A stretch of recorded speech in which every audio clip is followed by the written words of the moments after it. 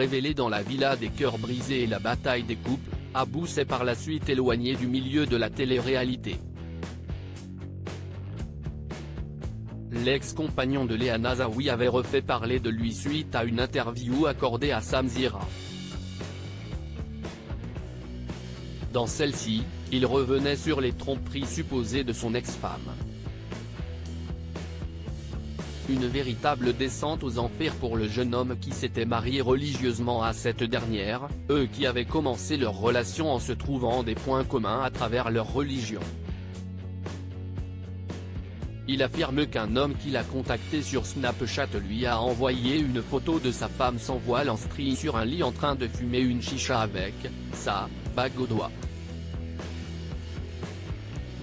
D'autres hommes lui ont, par la suite, dévoilé bien plus. Abou avait été très virulent durant cette interview dans laquelle il faisait comprendre qu'il était très pieux.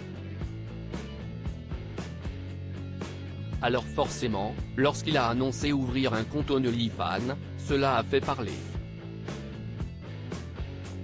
Abou Diaby @Instagram des internautes choqués. Il y a peu, Abou a annoncé ouvrir son propre compte OnlyFans.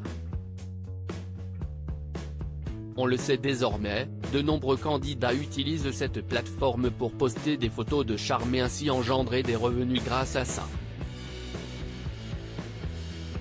Autant dire qu'après les discours pieux d'Abou, le voir ouvrir son compte OnlyFans a été un choc pour de nombreux internautes. Abou berne tout le monde mais ne convainc pas par la suite. Après avoir reçu de nombreuses critiques, Abou a révélé le poteau rose. S'il a ouvert un compte mime, c'est uniquement pour prêcher la bonne parole. Je vais faire un OnlyFans, je vais faire la promo tout ça, sauf que sur le OnlyFans je ne vais mettre que des vidéos de rappel contre la masturbation, la pornographie etc. Malheureusement, cela ne semble pas avoir convaincu tous les internautes. Certains l'ont critiqué pour cette démarche, surtout après l'avoir entendu qu'il pensait pouvoir gagner des hasanats avec ça.